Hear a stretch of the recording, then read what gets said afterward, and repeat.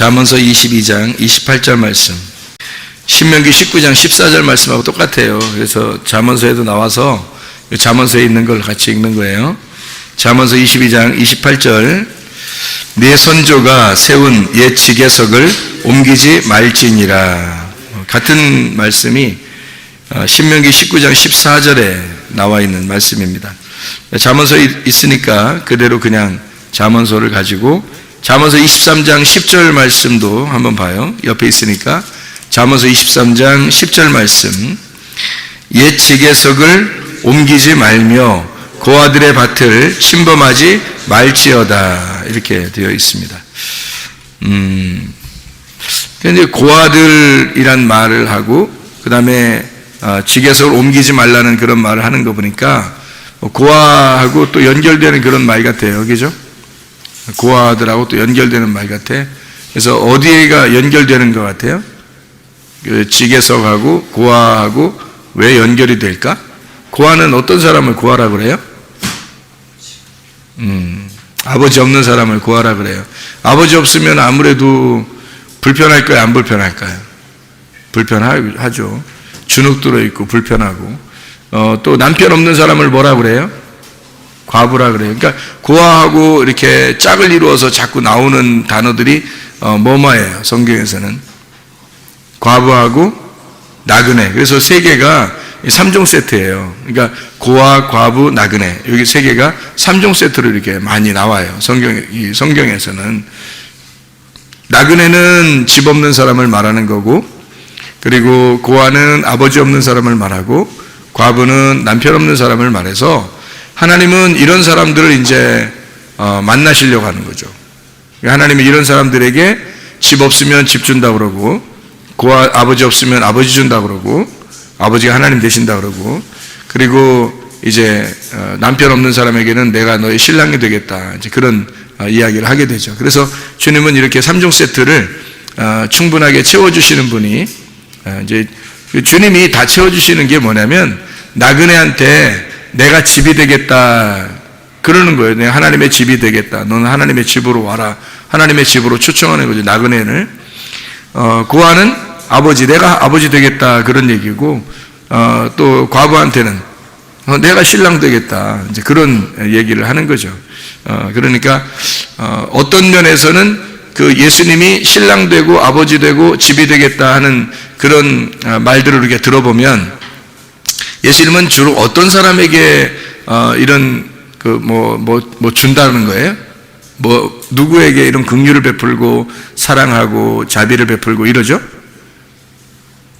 예, 없는 사람. 그러니까 뭐가 없는 사람, 뭐가 결핍되고 없는 사람이에요. 그러니까 아버지가 없거나 남편이 없거나 집이 없거나 뭐 이런 사람들에게, 그러니까 이 세상에서는 어떤 사람이에요? 짓눌려 있는 사람이죠. 아무래도 이 세상에서 그러니까 세상적인 얘기가 아니에요. 뭐 어떤 사람은 어떤 남편 없으신 분이 있는데 엄청 성질도 고약하고 이런 사람이 있던데, 아니면 야 어떤 고아는 그냥 지 마음대로 살던데, 어떤 나그네 그냥 그 사람은 그냥 자기가 최고인 줄 알고 그냥 아무 데나 가서 함부로 행패해버리고 이런 사람도 있던데, 이제 그렇게 우리가 봐서는 안 되고요. 그런 사람들은 이제 잘못된 거죠. 그런 말이 아니고 성경에서는 근본적으로 나그네, 고아, 과부 이 3종 세트는 불쌍한 사람을 얘기하는 거예요. 그러니까 비천하고 불쌍하고 없는 사람, 뭔가 이렇게 없는 사람, 이런 사람들에게 하나님은 자기가 그걸 채워주겠다, 내가 만나주겠다, 이제 그런 이야기를 하시는 거죠. 주님께서 말씀하시는 얘기들입니다. 그래서 땅 없는 나그네에게 땅을 주겠다, 또 남편 없는 자에게 내가 남편 되겠다, 아버지 없는 자에게 내가 아버지가 되겠다 하는 그런 말씀들이 이제 성경에서는 이게 처음부터 끝에까지가 사실은 그런 내용이에요. 그래서 이 3종 세트를 주로 이제 많이 주님께서도 사용하시고, 또 구약에서도 이런 사람들만큼은 너희들이 함부로 대하지 마라, 이제 이런 이야기들을 이제 하는 거죠. 그게 성경에 나와 있는 그 핵심적인 얘기이기 때문에 그래요. 그 복음이기 때문에. 그 복음은 정말로 없고 비천하고 가난하고 억눌린 사람들에게 오는 것이 복음이기 때문에 그 복음을 잘 설명을 해야 되니까 그래서 이런 사람들을 함부로 대하지 말라고 원래부터 하나님께서 이렇게 말씀을 많이 하신단 말이에요. 성경에 이제 어떤 사람이 땅을 기업으로 받아요? 네, 마태복음 5장의 5절의 말씀에 보면 어떤 사람이 땅을 기업으로 받아요? 온유한 사람이 땅을 기업으로 받아요. 그럼 온유한 사람은 어떤 사람은 온유하다 그래요? 뭘 온유하다 그러는 거예요? 온유하다 그러면 우리 말로 말하면 뭐 조용하고, 그죠? 조용하고 착하고 뭐 이런 사람들은 땅을 많이 차지하게 될 것이다. 그럼 이제 땅이라고 하는 게 이제 부동산을 이야기하는, 그렇게 생각하면 이제 착하고 선량하고 조용한 사람들은 이제 부동산을 많이 차지하게 될 것이다. 이런 생각들을 많이 하거든요. 근데 아니란 말이에요. 그런 성경에서 그런 얘기를 솔직히 하겠어요? 그렇게 뭐 근데 조용하고 착하고 이런 사람들은 뭐 사기도 많이 당하고 뭐 땅이 있긴 뭐 땅이 뭐였어요. 한 점 부끄럼 없이 살죠. 한 점 부끄럼 없이, 땅 한 점 없이 사는 사람들이 상당히 많지. 그 온유한 사람들은 막 이렇게 뭔가 막 고집도 세고 다른 사람들을 막 이렇게 억지로라도 해서라도 자기 걸로 챙기려고 하는 자기 욕심을 많이 가진 사람들이 아무래도 땅도 많고 이 세상에서 그래도 많이 차지하게 되죠. 그러니까 성경에서 말하는 것들은 뭔가 좀 다른 얘기들이죠. 온유한 사람이 땅을 얻는다는 말은 온유한 사람을 성경에서는 뭐라 그래요? 온유한 사람을 성경에서는 온유한 사람이 어떻게 되는데 어떤 사람이 온유한 사람이라는 거예요?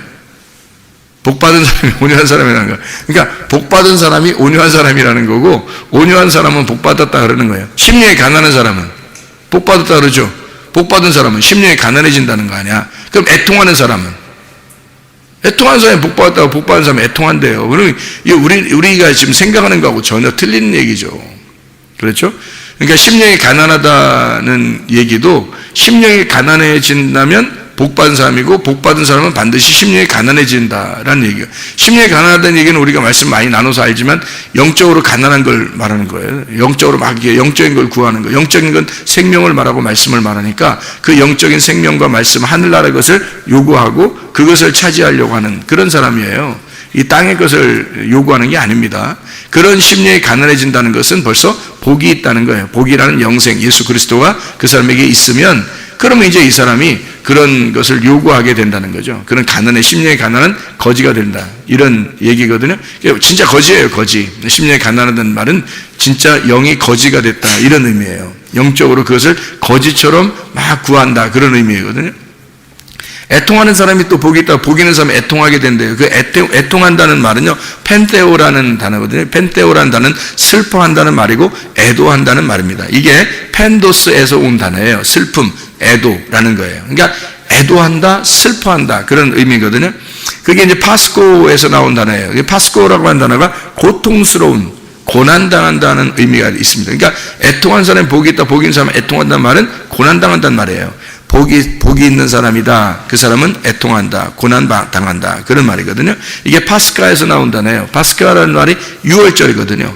6월절. 그러면 이제 애통한다는 말이 그냥 우리가 막 뭐 애통해 뭐 이런 애통이 아니고, 사실은 6월절의 애통, 애끓는 그 속에서 막 창자가 뒤집히듯이 애끓는 애통을 말하는 거예요.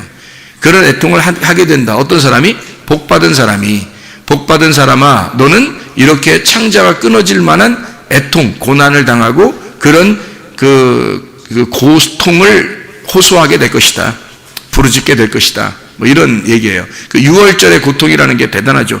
6월절이라고 하는 거는 여러분이 알듯이 6월절이라는 날에 이렇게 피를 이렇게 발라가지고 어린 양의 피를 이렇게 바른 집은 살았죠.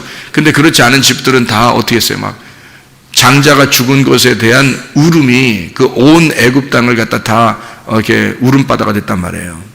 그러니까 이게 장자가 죽었다는 말은 첫째 아들이 죽었다는 얘기인데, 그 집의 첫째 아들이 죽은 것에 대한 그 속에 창자의 그 애끓는 창자의 그 뭐 이렇게 호소, 애통, 그런 슬픔이거든요.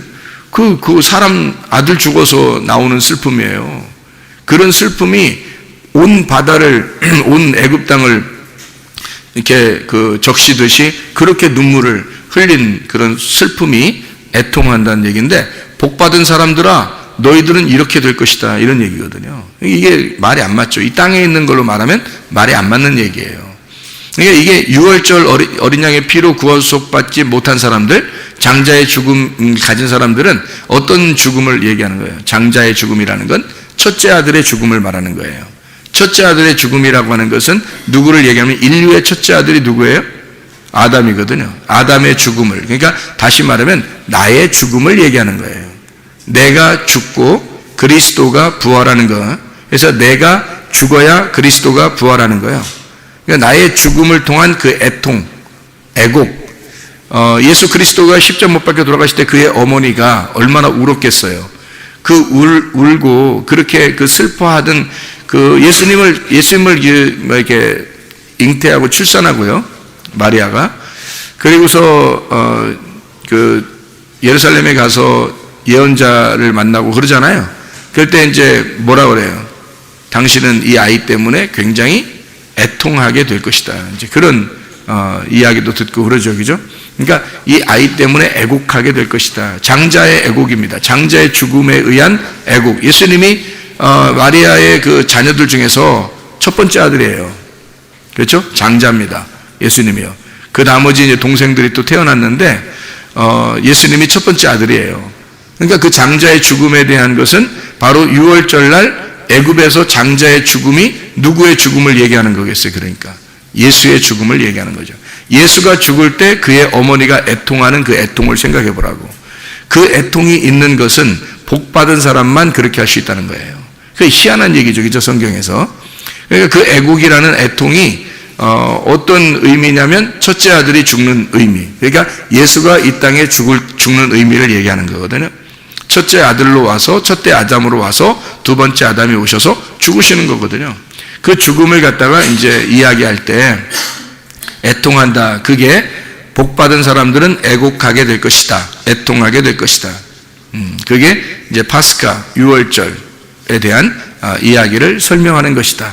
그런 애통이에요. 그러니까 이 애통은 육체적인 이런 그 슬픔의 애통이 아니고 영적인 애통을 말하는 거예요. 영적인 애통. 그러니까 자기가 죽는, 그러니까 장자의 죽음, 그러니까 나의 죽음을 예수 그리스도와 예수 그리스도의 십자가의 죽음으로 정확하게 깨달은 사람들의 그 애통. 이것은 복받은 사람이 그걸 가능하다는 얘기고, 이렇게 된다면 이게 복받은 사람이다. 이런 얘기예요.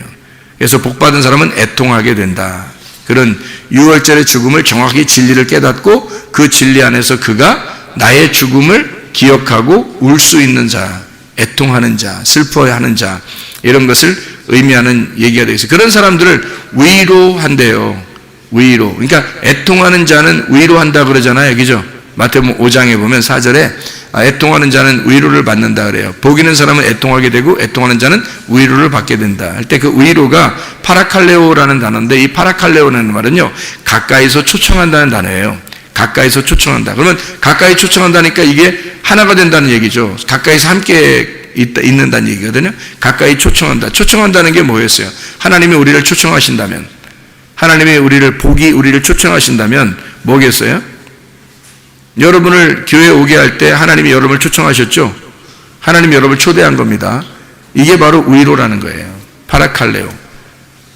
예배한다는 말입니다. 그러니까 함께 하나님이 우리를 위로하는 방법은 어떤 위로냐면, 애통하는 자, 애곡하는 자, 자기와 그리스도가 함께 죽어야 되는 그 자리를 깨닫고 그 진리를 파악하는 자, 그 슬픔이 있는 자를 하나님은 자기의 자리로 초청한다는 거예요.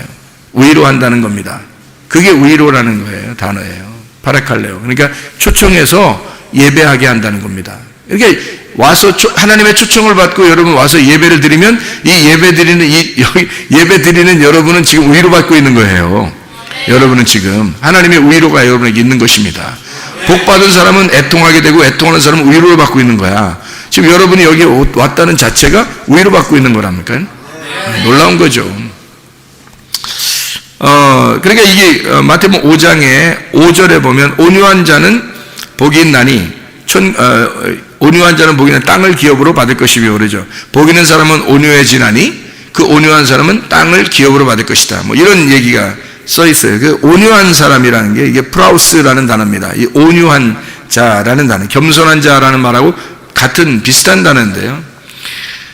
이게 온유하다는, 온유한 자라는 프라우스라는 단어는 프로시케에서 나온 단어인데, 이게 기도, 예배라고 하는 단어예요. 이게 프로스크마이에서 온 단어인데, 기도하다, 간청한다는 말입니다. 그러면 이제 어떻게 간청하는 걸 얘기하는 거냐면, 이게 거지가 돼서 간청하는 걸 말하는 거예요. 심령이 가난한 자가 거지가 돼서 그 영적인 것을 구하는데 간구하는 거 있잖아요. 예. 그런 간구를 말하는 거예요. 그게 온유라는 겁니다. 온유. 그러니까 우리가 말하는 온화하다, 조용하다, 분위기 있다, 사람이 착하게 보인다, 이런 의미가 아니고요. 정말 간절하게 거지가 돼서 구하는 그런 자를 온유하다 그래요. 그러니까 성경에서 말하는 온유는 복 받은 사람만 가능한 거고, 이렇게 온유하면 복을 받는다는 얘기예요. 그래서 땅을 기업으로 받는다, 그렇게 말하는 거거든요. 땅을 준다는 얘기입니다. 그러면 땅을 준다, 왜 땅을 준다고 그럴까, 그럼? 왜 땅을 준다 그래? 온유한 사람에게? 그럼 온유한 사람하고 땅하고 무슨 연관이 있다는 얘기 아니에요, 그죠? 온유한 사람하고 땅하고 무슨 연관이 있는 거예요. 그러면은 땅을 준다고 그랬으니까 온유한 사람은 어떤 사람을 온유한 사람이라 그러는 거예요, 그러니까. 거지니까, 가난하니까, 거지니까, 뭐가 없으니까 땅을 준다는 거야. 땅이 없으니까 땅 준다는 거야. 땅 없는 자, 집 없는 자, 땅 없는 자, 그걸 온유한 사람이라고 그러는 거예요. 그럼 이 땅을 얘기하는 걸까요? 아니면은 영적인 땅을 얘기할까요? 영적인 땅이 없어서 막 우는 자예요. 영적인 땅이 없어서 막 울고, 그 영적인 땅을 달라고, 하늘의 땅을 달라고 막 애걸 하는 사람 있잖아요. 하나님, 하늘의 땅을 주십시오. 이 땅이 아니에요. 온유한 사람 땅 준다니까 이 땅 얘기하는 거 아닙니다. 그 부동산 얘기하는 거 아니에요. 하늘에 있는 땅이에요. 그 하늘의 땅을 막 구하는 자예요. 그 복받은 사람이라는 거지, 사람이. 그 사람은 진짜 복받은 사람은 그렇게 한대요, 또. 복받은 사람은 그렇게 땅이 없어서 막 기도하는 자예요. 간구하는 자. 그 땅을 달라고. 예. 그렇게 간구하는 자에게는 땅을 주신다는 거야. 그 땅을. 땅이 누구야, 그러면? 예수 그리스도죠. 그 땅을 주신다는 거야. 그래서 그 주신 하나님이 주신 그 땅, 그 하나님이 주신 그 땅의 경계표를 옮기지 말라는 거예요. 그걸 네 마음대로 옮기지 마라. 왜? 하나님이 주셨으니까. 하나님이 주신 거니까 하나님이 은혜로 주셨다는 거야. 하나님이 주신 거는 선물이잖아. 그러니까 네가 네 마음대로 옮기면 그게 율법이 되는 거죠. 그래서 네 마음대로 옮기지 말고 하나님이 주신 은혜대로 살아라, 그런 말이에요. 이게. 그래서 그 지계석을 옮기지 마라, 그렇게 이야기한 거거든요. 자, 우리가 성경 여기서 이제 몇 가지만 한번 찾아보고 마치도록 할게요. 민수기 12장 3절의 말씀에 보면 모세가 어떤 사람이라고 나와요? 온유한 사람이라고 나와요. 모세가 온유한 사람. 모세는 승질 한 번도 안 낸 사람이에요? 아니죠? 근데 모세를 온유한 사람이라고 하는 걸 볼 때, 여기서 모세는 어디서 죽었어요? 모세는 어디서 죽었어요? 광야에서 죽었죠? 그러면 모세는 가나안 땅에 들어갔어요? 못 들어갔어요? 못 들어갔어요. 그러니까 가나안 땅에 들어가고 싶어서, 그 땅을 자기가 차지하고 싶어서 굉장히 간구하던 사람이겠죠. 가나안 땅에 있는 땅을 내가 들어가면 좋겠는데요 하면서 계속 그랬잖아요, 모세가. 그죠? 그때 하나님 못 들어가겠죠. 모세는 율법을 상징하기 때문에 광야에서 죽어야 되거든. 근데 이 사람은 광야에서 계속 있었지만, 광야에 있었는데 광야가 자기 땅이 아니죠, 모세가. 그죠? 광야가 자기 땅이 아니니까 늘 어딜 가고 싶었어요? 요단강 건너서 가나안 땅 들어가고 싶었단 말이에요. 그러니까 이 모세가 얼마나 애통하고 이렇게 고민하고 기도하고, 하나님 나 저 땅 좀 가고 싶어요, 얼마나 그랬겠냐고요. 자기는 집이 없는 거예요, 광야에서. 그죠? 광야는 나그네가 있는 곳이잖아요. 나그네, 자기 집이 없는 거야. 가나안 땅 들어가야 자기 집이 있거든. 그러니까 자기 집이 없으니까 굉장히 고민하고 있었던 그런 사람이에요. 그런 사람이니까 이 사람은 가나안 땅에 들어갈 사람이 아니니까 하나님이 그걸 막을 거니까 이 사람은 어떻게 해? 고통받는 사람이지. 비천한 자가 되는 거죠. 하나님이 짓눌러버린 자죠. 그래서 이 사람을 온유하다 그러는 거예요. 뭐 착해서 조용하게 말해서 분위기가 있어서 온유하다 이렇게 말하는 거 아니에요. 아마 사람들은 다 그런 걸로 온유 이렇게 생각할 거예요. 근데 그런 의미가 아니고 온유라고 하는 이 온유한 자, 민수기 12장 3절에 모세를 온유한 자라고 할 때 그 온유한 자는 아나브입니다. 이 아나브라고 하는 단어는 억압된, 가난한, 거룩한, 겸손한, 비천한 이란 단어예요. 그러니까 모세는 비천한 자이다 라는 의미예요. 그런 단어예요. 모세는 가난한 자이다 그런 단어예요. 모세는 짓눌려 있는 자이다. 이 모세는 온유한 자다 라고 할 때 이 온유한 자 모세는 짓눌려 있는 자야. 이 모세는 굉장히 비천한 자야. 이 모세는 가난한 자야. 그렇지 않아도 힘들어. 모세는 그런 단어예요. 아나브라고 하는 단어를 썼습니다. 이게 아니라고 하는 단어에서 오는데 억압된 이란 말이고요. 이드바시 줄로 달게 했다. 데바시 접착성이 있다. 그래서 이렇게 딱 붙어서 하나님에게 이제 간구하는 거죠. 좀 살려주세요. 이런 자예요. 그런 사람을 온유하다. 이게 모세를 얘기하는 거죠. 모세가 아주 온유함이 대단했다. 이런 얘기를 하죠. 시편 34편 6절 이 곤고한 자가 부르짖음에 여호와께서 들으시고 그의 모든 환난에서 구원하셨도다. 곤고한 자, 이 곤고한 자도 아나브입니다. 이게 억압된, 가난한, 거룩한, 겸손한 이런 사람이 부르짖으면 하나님이 응답하신다. 그런 말이고요. 37장 11절 말씀 보면요. 37장 11절 그러나 온유한 자들은 땅을 차지하며 풍성한 화평으로 즐거워하리로다. 온유한 자가 땅을 차지하며 라는 말이 어디 나오죠? 신약에서 마태복음 5장 5절에 나와 있는 말이 여기에 있는 말을 그대로 썼겠죠. 그죠? 그 온유한 자. 그래서 온유한 자 이게 아나브, 억압된, 가난한, 거룩한, 겸손한, 비천한 자, 땅을 차지하게 된다.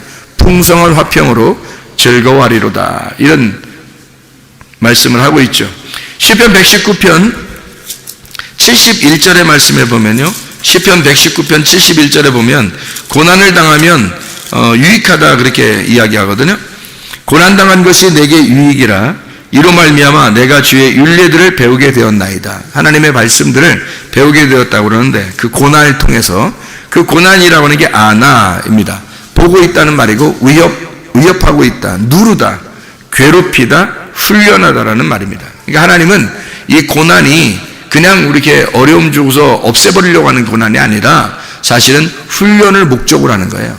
훈련해서 짓눌러 버리는 거죠. 이 사람을 괴롭혀서 훈련하는 거예요. 하나님이 그걸 만들어내시는 걸 시편 119편 71 그러니까 그게 이제 하나님의 말씀을 배우게 되는 기회가 되었다. 그런 이야기가 되겠습니다.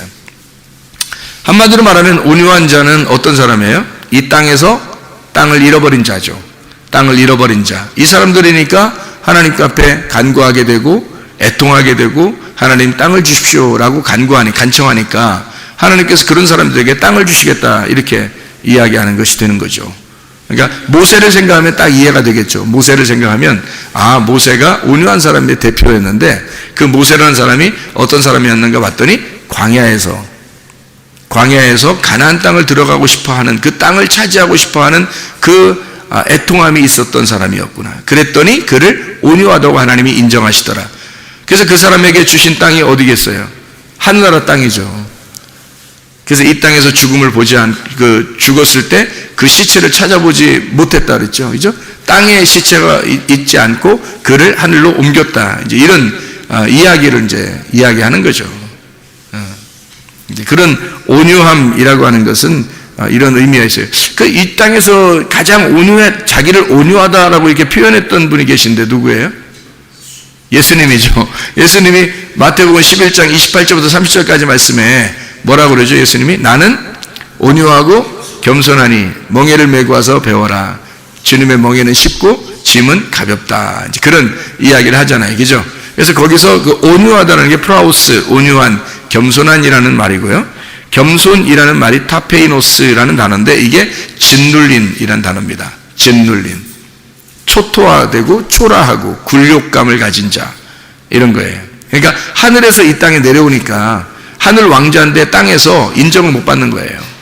하늘 왕인데 이 땅에 오니까 인정을 못 받는 거야. 완전 짓눌려 버린 거죠. 굴욕당한 거죠. 굴욕감을 가진 거, 초라한, 비천한, 이렇게 겸손한 분이에요. 그러니까 주님은 하늘에 계신 분인데 이 땅에 와서 이 땅에서 초라한 거지가 되었다, 이런 말입니다. 한마디로 말하면 나는 온유하고 겸손하니까 나한테 와. 다시 말하면 자기는 하늘의 왕인데 이 땅에 와서 내가 초라한 거지가 되었거든. 그러니까 애통하는 자들아 다 내게로 와.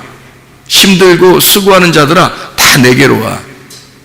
주님이 그렇게 말씀하시는 거죠. 왜냐하면 주님이 이 땅에 와서 내가 대표적으로 초라하고 가난한 거지가 되었으니까 내게 와. 나는 하늘의 왕이야. 그러니까 이 땅에서 내가 너희들에게 줄 수 없지만 하늘에 있는 것들을 채워줄 거야. 하늘에 있는 것들을 너희들에게 줄 거다. 그러니까 땅에서 거지된 자들아, 나그네들아, 고아와 과부들아, 소경된 자들아 다 내게로 와라. 수고하는 자들아, 율법에 의해서 치여있고 율법에 의해서 죽으려고 하는 자들아 다 내게로 와라. 내가 너를 쉬게 하겠다. 무슨 쉼이에요? 땅의 쉼이 아니라 하늘의 안식을 주겠다. 내가 하늘의 왕이거든.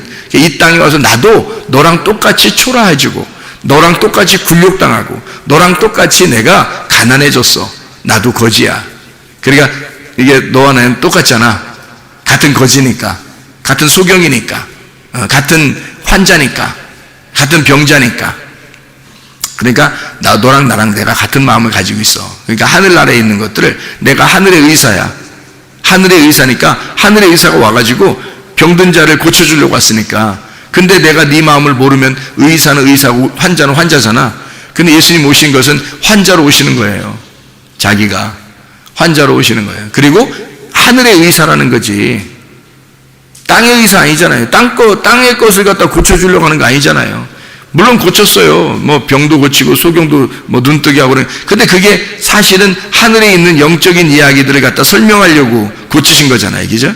그러니까 눈을 뜨게 해준 것도 이 땅에서 성경을 모르는 자들에게, 또 귀를 열어준 것도 이 땅에서 성경을 깨닫지 못하는 자들에게 하늘에 있는 진리를 깨닫게 해주고 하늘의 진리를 알려주려고 귀를 열어주고 눈도 열어주고 그러는 거 아니에요. 주님께서. 그러니까 땅의 것을 치료하는 의사가 아니고, 잘 생각하세요. 하늘에 있는 것을 하늘에 있는 영적 세계의 치료를 회복을 시켜주러 오신 분이 예수님이라는 거죠.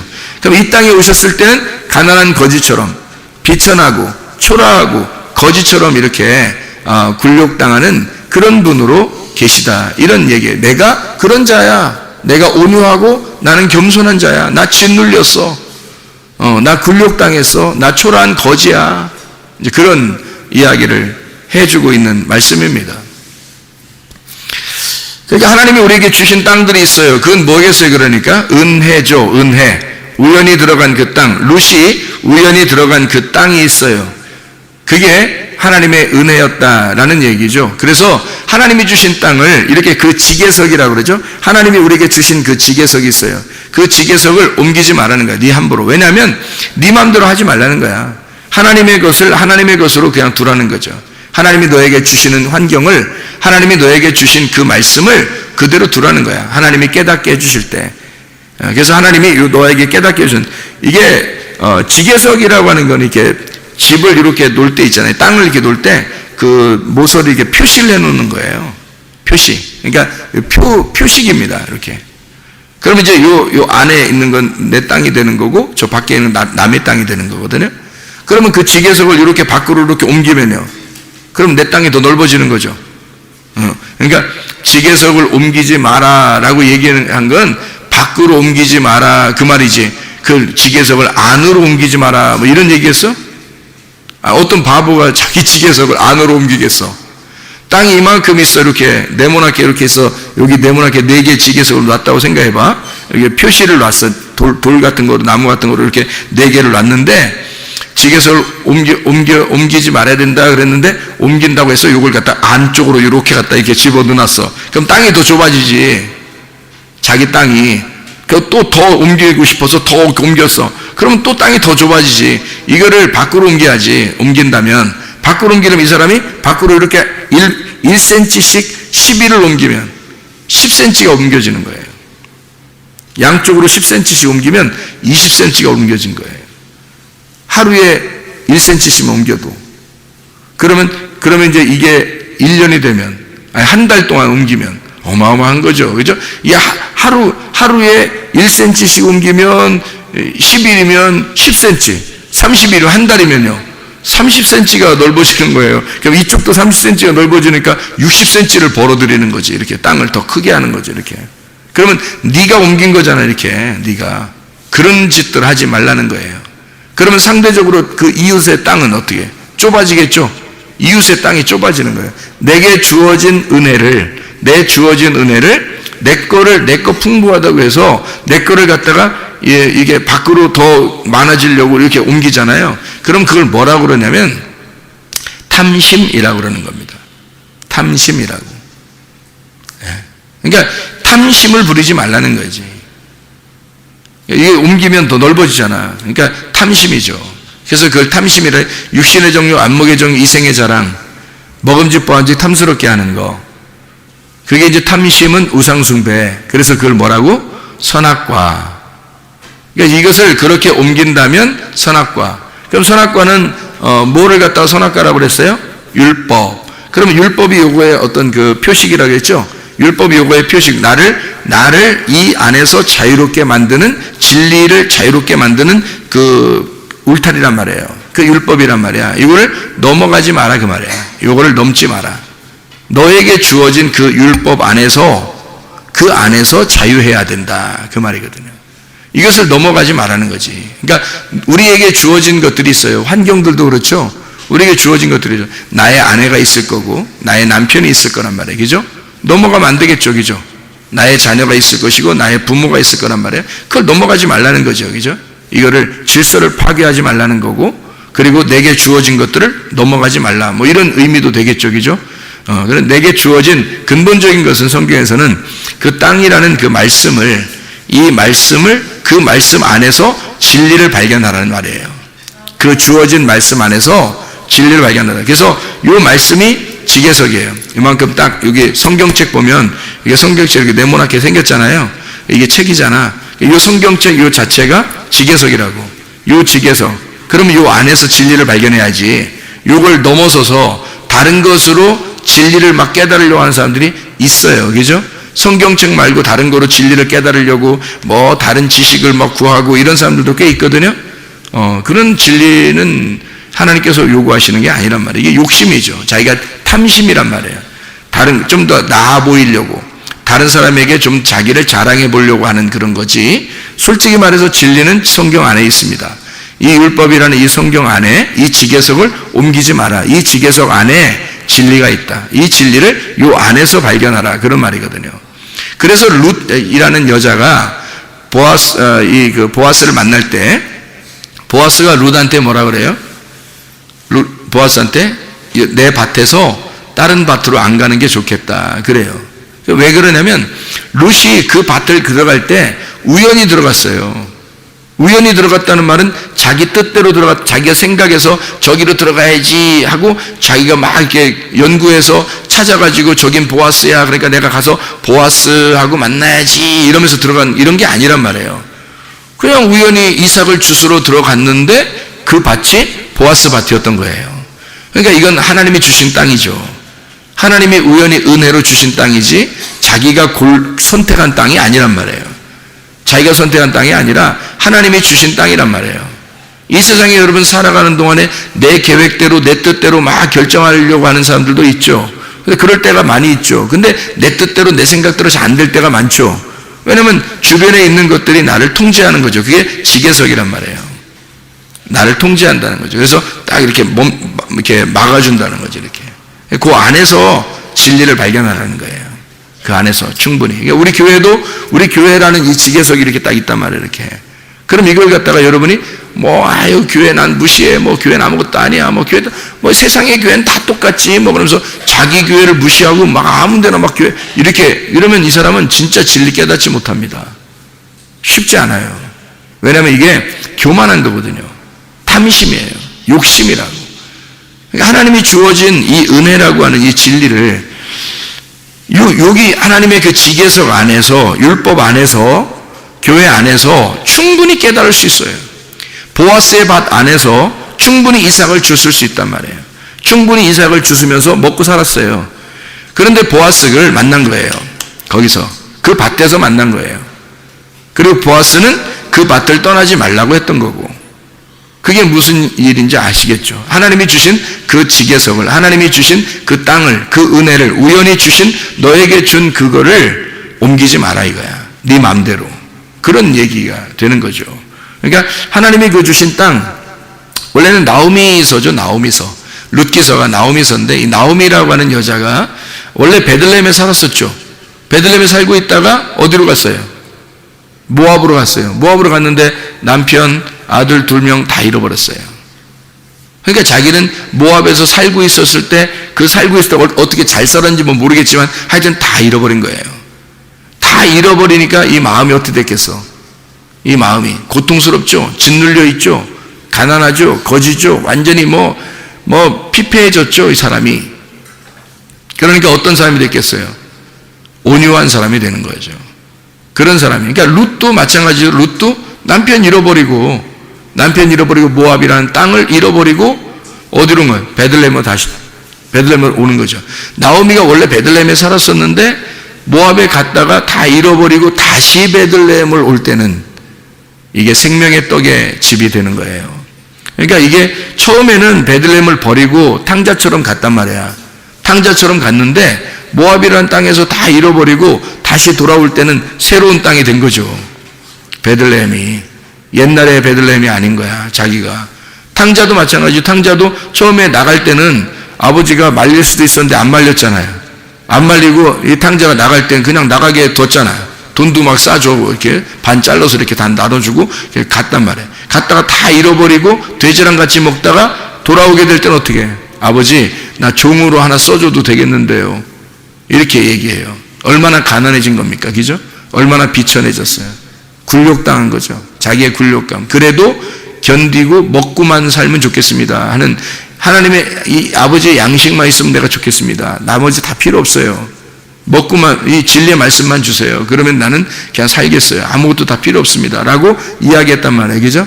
그렇게 이야기하면서 오니까, 아버지에게 오니까 그 아버지의 땅이 다 아들의, 탕자의 땅이 돼버린 거예요. 돌아온 탕자. 그러니까 새로운 땅이 된 거죠. 아버지의 집이 새로운 집이 된 거예요. 아버지의 집이 싫어서 나갔는데, 나가서 다 잃어버렸죠. 옛날에 아버지 집을 다 잃어버린 겁니다. 자기는. 그리고 다시 돌아올 때는 어떤 집이 된 거예요? 아버지 집이. 새로운 집이 된 거예요. 새로운 땅이 됐단 말이에요. 새로운 하늘이 됐다는 거죠. 그러니까 새로운 하늘과 새로운 땅을 아버지가 주신 거죠. 그러니까 여기에 와서는 이제 얼마나 그 율법이라는 그 지계석 안에서 진리를 발견하고 얼마나 행복하고 자유하겠냐 이거예요. 그가. 그런 똑같은 거죠. 룻이라고 하는 여자도 다 잃어버리고 베들레헴에 돌아오니까, 돌아와서 보아스를 만나니까 떠나고 싶겠냐고. 이제 신랑을 만난 거예요. 신랑도 없죠. 땅도 없죠. 집도 없죠. 아무것도 없는 이 여자에게 주님께서 새로운 땅을, 새로운 아들을 주시는 거예요. 새로운 남편을 주시고요. 그래서 보아스를 만나서 아들을 낳게 되죠. 그리고 그 땅에서 살게 되죠. 새로운 땅입니다. 새로운 남편, 새로운 아들을 낳게 되죠. 놀랍잖아요. 그죠? 나오미도 똑같죠. 나오미도 옛날 거 다 잃어버렸더니 와서 새로운 땅을 얻었고, 새로운 아들을 얻게 되었고, 며느리를 통해서, 룻이라는 며느리를 통해서 새로운 아들을 얻게 되었죠. 그리고 새로운 땅도 얻게 되었죠. 이렇게 하나님의 그 말씀은 우리에게 이 나오미를 통해서 이 땅과 아들을, 새로운 땅과 새로운 아들을 주시겠다고 하는 그 약속을 우리에게 주시는, 어떤 사람이 됐다는 얘기예요? 어떤 사람에게만 이렇게 준다는 얘기? 온유한 사람에게만 이런 땅을 주신다는 얘기. 땅과 아들을 주시는데 온유한 사람에게만 주신다는 얘기. 그럼 어떤 온유한 사람? 완전히 땅을 잃어버린 자, 자기의 땅을 다 잃어버린 자에게 하나님의 땅을 주시겠다고 하는 약속. 이해가 되겠죠? 무슨 말인가? 예, 이런 말씀입니다. 이 성경이라고 하는 게요. 욥이라고 하는 사람도 있어요. 성경에 욥이라고 하는 사람이 욥기서를 이렇게 욥기서를 이렇게 가만히 보면 다 쓰고 나서 욥기서의 마지막에 42장에 욥기 42장에 두 배 축복을 하죠. 두 배 축복이라는 두 배도 되지만 두 번째도 되거든요. 두 배도 되지만 두 번째 축복을 주는 거예요. 그러면 첫 번째 축복은 뭐였던 거예요? 욥이 가지고 있었던 옛날 땅, 그죠? 옛날 부유했던 거, 옛날 재물, 옛날 뭐 자식들, 옛날 아들과 딸들, 그죠? 있었죠. 근데 두 번째로 줄 때는 어떻게 해요? 하나님이 두 번째로 줄 때는 새 아들과 새 딸들, 그죠? 새 땅을 주시고 새 땅과 새 하늘과 새 땅을 주시는 두 번째 축복을 땅이 아니라 하늘에서 주시는 그 축복을 욥기서 42장에 우리에게 소개해주고 있는 거죠. 이런 땅과 아들을 하나님이 이렇게 주시는 축복, 두 배의 축복, 거듭해서 축복한다. 두 배, 거듭해서 축복해주는 두 번째 축복. 이게 새하늘과 새 땅을 주시는 축복이란 얘기예요. 그 새하늘과 새 땅이 요한계시록 21장 1절하고 4절 이렇게 나오죠. 그죠? 요한계시록 21장 1절 4절 말씀. 이사야 65장 17절에도 새하늘과 새 땅이 나오고요. 이사야 66장 22절에도 새하늘과 새 땅이 나옵니다. 하나님은 하나님이 우리에게 우연히 주신 그 은혜, 하나님의 그 지계석, 그 땅, 하나님이 정하신 그 땅을 우리에게 주고 싶어 하신다. 라합이라는 여자는 또 어때요? 라합이라는 여자는 여리고성 무너질 때 라합이라는 그 사람이 살아났죠. 그 식구들도 살아났잖아요. 그럼 라합이라는 여자는 뭐 거기서 굉장히 뭐 대단히 인정받는 여자였을까요? 아니겠죠.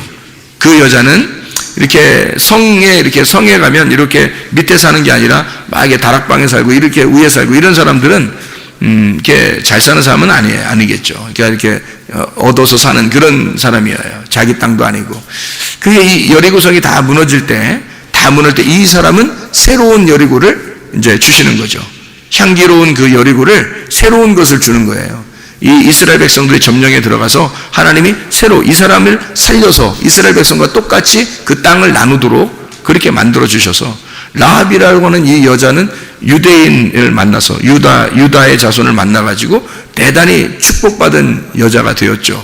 그래서 라합이라는 여자를 통해서 나중에 예수님이 출산하게 되는 그런 그 예수님의 그 족보에 기록되는 놀라운 여자가 되었습니다.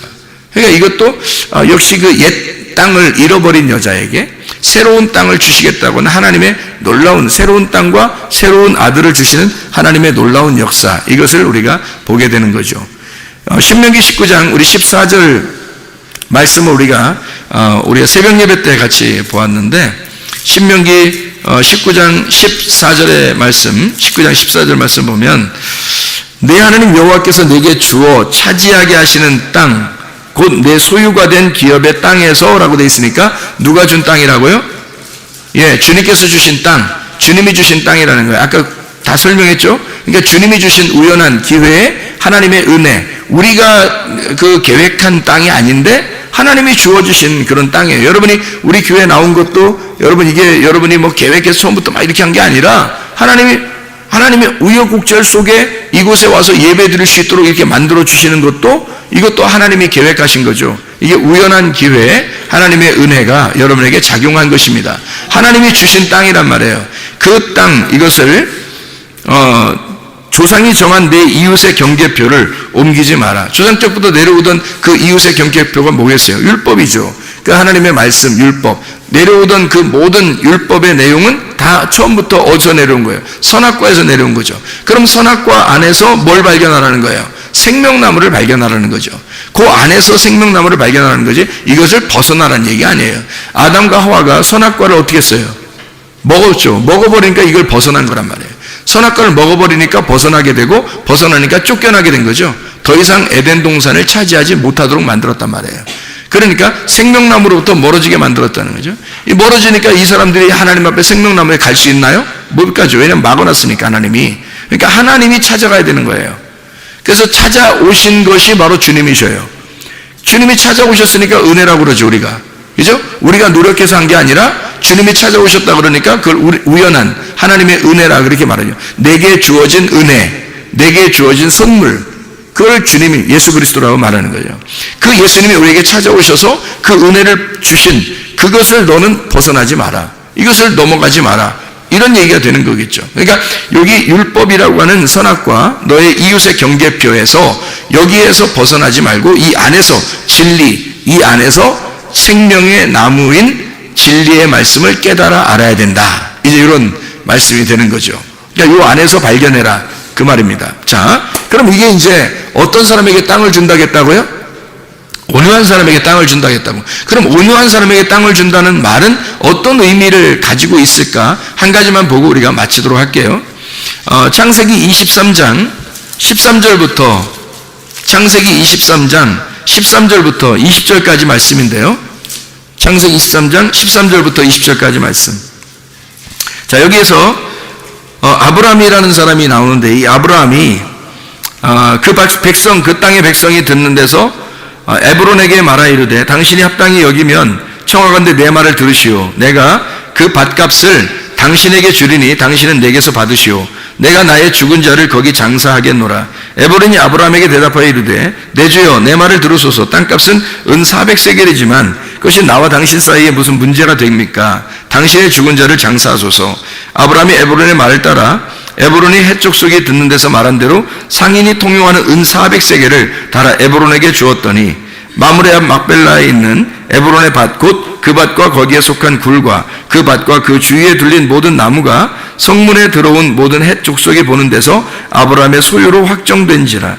그 후에 아브라함이 그 안에 사라를 가나안 땅 마므레 앞 막벨라 밭 굴에 장사하였더라. 마므레는 곧 헤브론이라. 이와 같이 그 밭과 거기에 속한 굴이 해쪽 속으로부터 아브라함이 매장할 소유지로 확정되었더라. 이렇게 되어 있거든요. 그럼 이게 이제 창세기 23장 13절에서 20절까지 말씀에 왜 아브라함은 에브론에게서 이렇게 땅을 샀을까요? 왜 땅을 샀을까요? 땅값을 후하게 쳐준 거예요. 땅값을 후하게 쳐서 그걸 땅을 산 거거든요. 값을 치르고 우리를 산 거죠. 주님이 우리가 땅을 차지하게 하려고 주님이 우리를 위해서 대신 값을 치러준 거죠. 그렇죠? 그러면 이 후한 값을 치르고 우리를 땅을 차지하도록 만들어. 그러면 그 땅이 어떤 땅이라고 여기서는 말해요? 이 아브라함이 어떤 사람이기 때문에 여기 땅을 산 거예요. 땅이 없어서. 그죠? 그러면 땅이 없다는 것은 여기서 지금 아브라함이 어떤 사람이었다는 거예요? 나그네였다는 거예요. 나그네였다. 나는 나그네다. 집이 없다. 집이 없으니까 나는 뭐 천막 하나 치면 내가 집이고 그냥 뭐 천막 걷어서 저쪽으로 옮기면 저기가 내가 그냥 잠자는 곳이고 뭐 이렇게 생각했는데 아니 아예 그냥 그 죽은 부인을 위해서 거기다가 집어넣어야 되니까 그 땅 안에 집어넣어야 되거든요. 그러니까 이게 천막 안에다 집어넣고 다닐 수는 없잖아요. 그러니까 땅 안에다 이렇게 집어넣어야 되는데 내 땅이 없는 거야. 그렇죠? 그러니까 온유한 자가 땅을 기업으로 받는다 그랬으니까 잘 생각해봐요. 온유한 자가 땅을 기업으로 받는 거니까. 그러면 온유한 자는 뭐라고요? 어떤 사람이라고? 어떤 사람이요? 비천하고 초라하고 거지된 굴욕감 있는 자인데 그게 어떤 사람이니까 땅을 기업으로 주는 거라고? 땅이 없으니까 땅을 기업으로 준다고. 그러니까 온유한 자는 근본적으로 뭘 얘기하는 거라고? 어떤 사람을 얘기하는 거라고? 땅이 없는 사람을 얘기하는 거라고. 그러니까 아브라함도 지금 어떤 사람이야? 땅이 없는 사람이라니까. 땅이 없는 사람이니까 땅을 차게 된 거예요. 무슨 말인지 알겠어요? 땅이 없는 사람이니까 땅을 샀어요. 아브라함이 어디에 자기의 땅이 있다고 하는 데가 있었어요? 자기가 어디 뭐 어디 사러 돌아다니고 부동산 좀 알아보러 돌아다니고 이런 적이 있었나요? 아브라함이? 없었어요. 이 땅에서 유일하게 땅 하나를 샀어요. 이 땅에서 유일하게 땅 하나를 샀는데 그게 하필 뭘 산 거예요? 무덤을 산 거예요. 무덤을. 그러니까 참 희한하적이죠. 아브라함이 땅을 하나 샀는데 다른 땅을 산 게 아니라 좋은 땅 뭐 이런 게 아니라 무덤을 하나 산 거예요. 그러니까 굴이 있는 그러니까 굴에다가 이제 던져놓는 거죠. 시체를. 그래서 굴에다 던져놓는 그 무덤이니까 무덤이 있는 밭인데 그 무덤을 갖다 산 거예요. 그러니까 아브라함은 다른 거 산 게 아니라 무덤을 산 거라는 거죠. 그러면 잘 생각해 보시라고요. 유일한 터전이 그가 산 유일한 그 자기 부동산 집이 이 땅에서 무덤이었던 거죠. 그런데 자기는 지금 이 땅에서 어떻게 한다는 거예요? 나그네 인생에서 자기 이 땅에 무덤에 들어간다. 그죠? 자기 아내도 그 무덤에 들어가게 하고 자기도 그 무덤에 들어가게 될 것이다. 그러니까 유일하게 이 사람이 본토 친척 아비집을 떠나서 다 잃어버렸죠. 아버지도 죽고, 그죠? 다 잃어버리고 왔잖아요, 가나안 땅에. 그러니까 나그네로서 왔죠. 아버지도 없죠. 집도 없죠. 아무것도 없는 사람이에요. 그런 사람을 성경에서는 뭐 어떤 사람이라고 그래요? 복 있는 사람은 뭐해지나니? 온유해지나니 이 사람에게는 땅을 기업으로 받는다. 근데 그 땅을 어떤 땅을 주었다? 예, 헤브론에 있는 막벨라 굴에 있는 무덤을 주었다.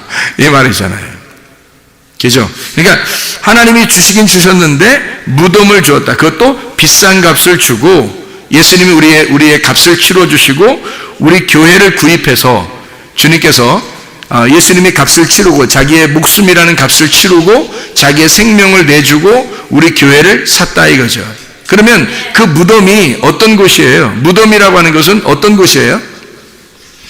죽은 사람이 들어가는 곳이죠. 죽은 사람이 들어가서 문을 닫으면 저쪽 무덤 밖에는 어떻게 되는 거예요? 여기서 무덤으로 들어가는 건 죽은 사람이 들어가는 거고 무덤 저쪽 편에는 예, 부활해서 가는 편이죠. 그죠?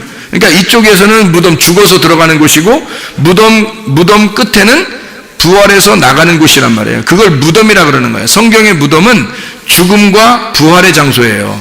그래서 예수님 시체를 무덤에 집어넣고는 문을 닫았죠. 그랬더니 문을 닫았더니 그분이 하나님께서 이 예수를 살리면서 문을 어떻게 해요? 문을 열어버렸죠. 그러니까 무덤에 들어갈 때 죽은 시체로 들어가고 문을 열면서 부활해서 나오는 거란 말이에요. 그러니까 무덤이라고 하는 것은 두 가지를 동시에 가르쳐준다는 거죠. 어떤 걸 가르쳐주는 거예요? 죽음과 부활을 갖다가 같이 알려주는 것이 무덤이라는 겁니다.